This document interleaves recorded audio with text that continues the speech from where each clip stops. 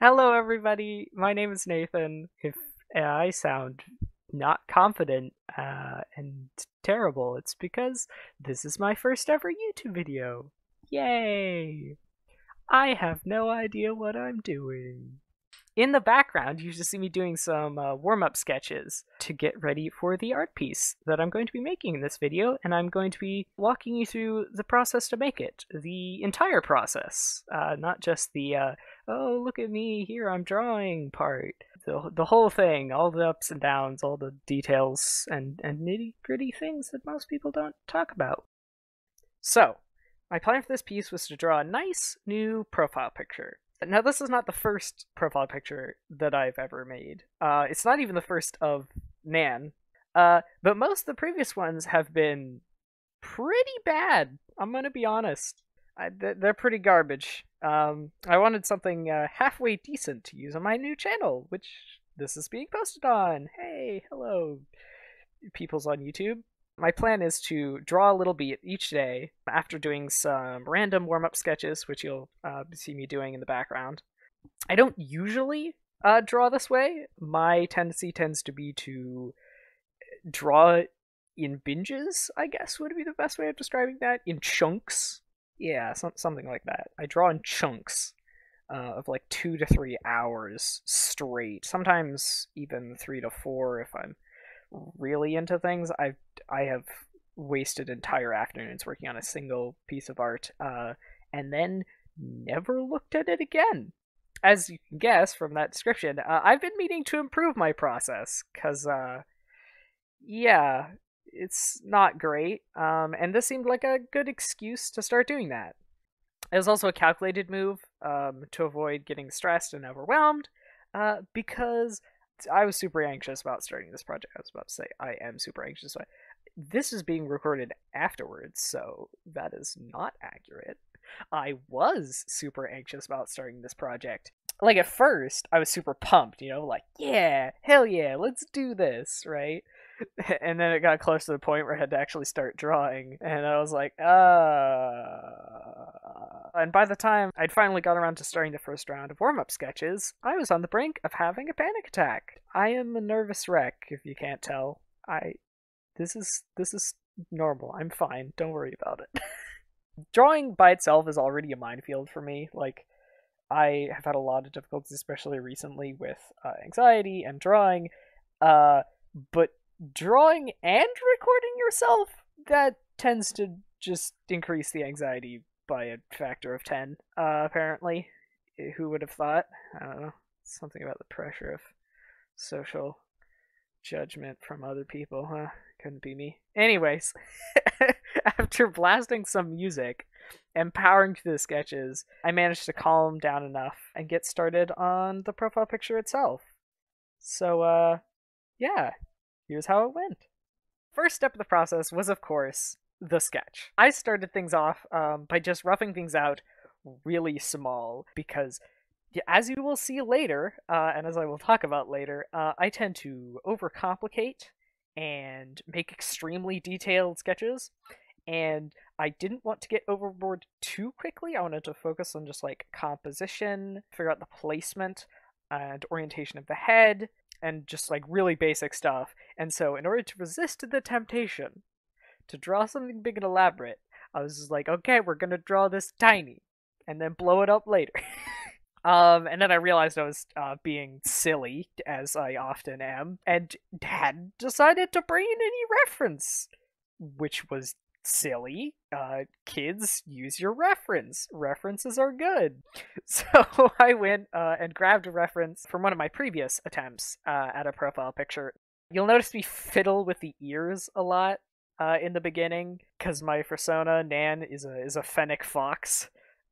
Which, if you know anything about fennec foxes, if you've seen any of them, let's be honest, if you're in the furry fandom, you've probably seen them before. Their ears are like 50% of their face. And for Nan, it's no different. Like, they're just mostly ear. Which is part of the reason why I love fennec foxes, because their ears are big and it makes them look adorable. So I ended up messing with them a lot.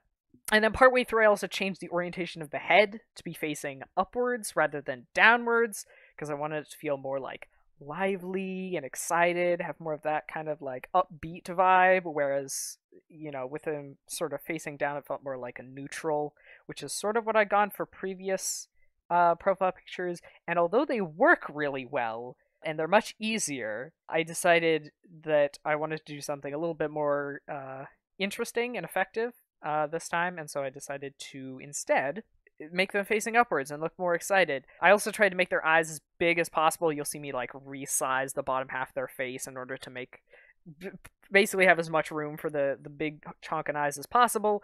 Again, in order to make them more like relatable and likable, because like Nan is supposed to be my like face of the channel. Do I sound like I know what I'm doing? Because I don't know what I'm doing. It sounds like I'm like, yes, professional artist. I know exactly what I have no clue what I'm doing. Most of this stuff is just random garbage I've picked up from watching other people that are way more skilled than me. I just try things and see what works. And the tiny eyes just looked wrong. And I had known from the beginning I wanted like big cartoony eyes, so I was just like, we're just gonna shrink the entire muzzle and bottom of the face. And then at one point, I put some eyelashes on Nan just to see how it would look, but decided to remove it later on because that looked too overtly feminine, which is not strictly a problem if you've assumed that Nan is male, which I wouldn't blame you if you did. But I actually wanted to keep a gender-neutral feel to the artwork because Nan is supposed to be like agender, which just means like they don't really have a gender because I decided that they wouldn't have a gender. Like to them, gender doesn't make any sense because they're a shape-shifting god. Whatever. Lore. That's all you need to know. And then I added a pencil behind his ear, Nan's ear, because I'm an artist, obviously, and that's a big part of the channel, although not the only part of the channel. I have future things that I want to do, but I'm an artist. Art is a really simple and easy thing to record, and there's limitless amounts of demand for it on YouTube, so it felt like a good place to start. But lo and behold, there will be other things this channel besides art at some point. Probably. Definitely animation. I want to get more into animation, so you'll probably see more animations in the future. But anyways, so I added this pencil to the back of his ears. Now you'll see me mess around with this pencil a lot during the sketching phase. I just kept being unhappy with the placement and orientation, and I changed it like 4 or 5 times. I don't know. I lost track. I changed it so many times. I stopped keeping track of how many times I changed it until eventually I found something that I was at least tolerable. I won't say it's good or that I necessarily liked. I'm still not totally happy with the placement, but it was like, this is good enough because I am a little bit of a perfectionist when it comes to my art, and I really have to work on that. So at this point, I came to the end of day 1. Yes, the sketching phase took 2 days. It was a long process, the longest part of the process, actually. And I was feeling pretty proud of the work that I had done so far, I'm going to be honest, but also super stressed because, again, I'm an anxious mess. Yay! And of course, this is the first time I had done anything like this. So, there's a little bit of anxiety there. Yeah, so the sketch was obviously not done at this point. I had more tweaks to make before I was ready to move on to inking. I tend to make very detailed and refined sketches. Normally, most of the process for me of drawing is the sketch. And there will be a lot of artists that will tell you that that is bad or that I'm spending too much time on sketches, but quite honestly, I don't care, because this is just what happens to work for me. Because, as I have discovered, my inking strategy is pretty much just head empty, no thoughts. So I put in all the detail in the sketch, and then I just ink with no thoughts. Just do it. And I do that because it helps to avoid me overcomplicating things. Again, I tend to overthink when I ink, as I will talk more about when we get to the inking phase. And this is the easy way to avoid that. So, starting day 2, you'll notice I start by flipping the canvas, because I forgot to do that earlier. If you don't know, if you're not an artist or you're an artist who has not heard this bit of advice before, the bit of advice when you're working with the digital art is to flip your canvas every so often to make sure things look right, because if it looks wrong when you flip it, that's a sign that like your artwork is like off kilter, because the way that you draw with your dominant hand sort of causes your art to unintentionally be like skewed, blah blah blah. Long story short, you're supposed to flip the canvas to make sure things look correct. I do not do this because I am a fool, but I want to, again, this just entire video is just things I want to do more often with my art. And one of those things is to flip the canvas like a smart person. So I did that, and basically this whole spiel can basically just be boiled down to, remember kids, flip your canvas. Yeah, and then the rest is basically just me fiddling with a bunch of small stuff. Day 2 was mostly just like editing and like slight tweaks. Like the day 1 was all the big stuff, right? I'd lay down all the important parts of the body, and this was mostly just me messing around with small things like this, the exact composition and the certain arrangement of certain features and stuff. The only major change was that I decided to make the left ear, the one further away from the viewer, to face away from the viewer instead of towards the viewer. This was for several reasons. The first of which was that, at least in this specific drawing of Nan, I decided to give him like blue fur inside of his ears, because it's a feature that I haven't included in some newer artworks and I've sort of missed, and I wanted to put that in. There is no consistency to Nan's design. They are canonically a shapeshifter, and I can do whatever I want with that. So, so one of the reasons why I removed it is because it was looking terrible. Like, quite honestly, I had like sketched it out and I was like, wow, this is garbage. And I was like, let's just cover that up. And then the other reason, which is slightly less of a failure of my artwork and sounds slightly a bit more smart, is that it was distracting from the focus of the piece, which was, of course, the face. There was too much detail in the background there. It was distracting from the face, and I was like, just don't worry about it. Just flip it. It's fine. Nobody cares. And that just about wrapped up day 2 and the end of the sketching process. So, yeah. So, on day 3, I started once again with some warm-up sketches, and at this point in the process, I felt like I was starting to get used to this whole, like, recording yourself drawing thing, you know? I was still stressed, don't get me wrong, but I felt more confident, like, just a little bit more confident, and so that was really nice. And then after that, I moved on to the inking process. Now, honestly, I don't have a whole lot to say about the inking process. I already mentioned this, but, like, my inking strategy is to just, like, zone out with like loud music and just do it. Basically, my process for inking is to like draw fast and use Control Z. That's it. That's all there is to it. It's the only way to prevent myself from overthinking things, which I have a tendency to do when I create art, especially when I start inking, because I get all like perfectionistic, because it's like, oh, this is the final version, right? And I start thinking, oh, I have to make this perfect or whatever, and I just have to like make my mind go blank and just do it. Plus, inking is usually my least favorite part of the process, usually. I don't know why, but like I mentioned earlier, I really like sketching, and I love coloring, and rendering is a little bit iffy, but I love coloring. Coloring is like my favorite part of the whole process. Inking, kind of my least favorite. But despite that, I have to admit, it is satisfying to see it all come together.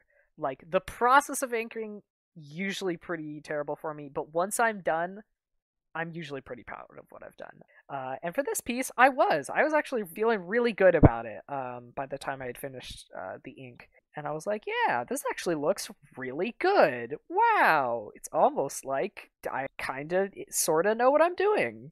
Once the ink was done, though, I quickly moved on to color, which also ended up being pretty quick.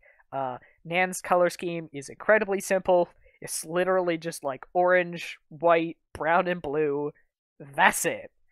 I purposefully made it incredibly simple, and I had already decided against soft gradients. I'll mention this later, but I didn't want things to get too muddled because I want it to be very easily viewed from a distance.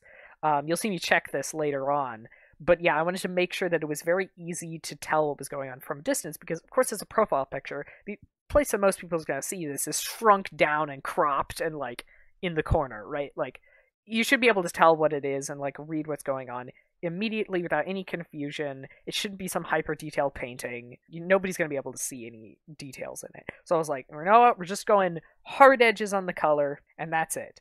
And then at the very end, I put in just a little bit, just a tad of colored line art because colored line art is cool and I like it. If you don't know, colored line art is super fun and you should try it if you haven't. I remember the first time I found out the colored line art was a thing. It was crazy. I was like watching a speed paint and somebody was like, coloring their line art. And I'm like, wait, you could make the line art something other than black? What? That's awesome. And then I immediately proceeded to draw everything with colored line art because I can't help but hop onto the new greatest thing I found and do it to death. So yeah, pro tip, colored line art is a thing, and it's really cool, and I like it. But again, I decided not to add too much to avoid things getting muddled again, because colored line art is great for making things look softer, because black line art can be a little bit harsh. So it's actually really good. It's like a feature of colored line art, that's nice, soft and subtle or whatever. But I wanted to avoid things being too soft or too subtle, so I kept the colored line art to a minimum. I think I basically only did it on the hair, in like interior lines, just to make the hair seem more like hair and not a weird blue tentacle creature that's like growing out of their face. It probably still looks like that because I can't draw hair. So yeah, that spelled the end of the inking and coloring stage, which sort of just melded together because they were so quick. So yeah. And then we came to day 4, where I did all of the lighting and rendering for the piece. So after briefly zooming out to see if things read well from a distance, I got started on the shading. Now, I had decided to go for cell shading beforehand to make things simpler and easier, and once again to keep things from getting muddled. I'm going to be honest, though, I had no idea what I was doing with the lighting in this piece. Like, no clue. Like, shading is one of those things that I am not super great at. Let's be honest, I just fudge things until they look right. I don't really know what I'm doing with the lighting or shading at all. Case in point, halfway through I decided to put in highlights just on a whim. Don't ask me what I was trying to do with them. I still don't know. I tried to put highlights on the hair and I don't know if it worked, but I left them in there, so I guess they did something. And then as a final cherry on top, I added some bright white highlights to the eyes, because I like to make my eyes look all pretty and reflective. This is just like kind of a feature of my style and a part of art that I really like to do. I can't remember where it came from. I remember... Okay, that's not strictly true. I do know where it came from. A lot of my early art inspirations had these really pretty eyes for their characters, and I was like, you know what? That's super cool, and like it's not that hard. I feel like a lot of artists have trouble with things like eyes. It's kind of like hands. Everybody has trouble with them, and I'm no different. But like adding some extra detail to the eyes and making them pop is really not that hard. Like in this piece, you'll see me. I basically just put like make the top of the eye slightly darker and put a white highlight on top and like some lighter highlights down on the bottom. And like that's it. And it just makes the eyes look so much better, and so much prettier. I love them pretty eyes. Without adding too much work. Again, I didn't want to add too much detail to this, because, yeah. I feel like a broken record at this point. But yeah, not too muddled, easy to read at a distance, just simple. Easy to interpret. Yeah. Finally, on day 5, it came to the final step, adding in a background. Now, I decided to just go for a solid fill here, again, keeping things simple, and I just filled it with like a light, desaturated green. This was a very deliberate decision. It's not just like, oh, I like green or whatever. No, it was very deliberate because I wanted something that sort of complemented the other colors. If you know anything about color theory, you'll know why green is good for that, because it's complementary to orange, which is the primary color of the subject. But I want it to be light and desaturated because I didn't want it to distract from the main colors, because of course it's just supposed to be a background. It's just supposed to make everything else stand out. And then once that was settled, I then slapped on a white outline, which just makes things pop and helps the characters stand out from the background even more. I also ended up making the white outline bleed a little bit into the character. That's the only way I can describe it, but like where you like make white lines on the interior of the character near the edges, where like different shapes overlap. This just helps with the like perspective of the piece and like separating things out, like the different shapes. I use it to like separate out the hair from the far ear, and to like sort of separate the muzzle from the face. So it's just another way to make things pop. Again, this is another thing I also just added at the last minute. Like, I did not plan this at all.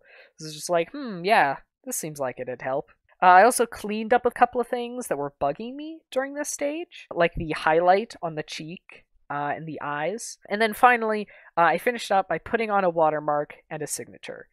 Which is also something I only started doing recently, and I wanted to get into the habit of, because I didn't used to like sign or watermark any of my pieces, because mostly I wasn't sharing them with people. But ever since I started sharing my art more on social media, and of course now on YouTube, I've sort of been like, I really should get in the habit of signing and putting watermarks on my pieces, because this is the internet.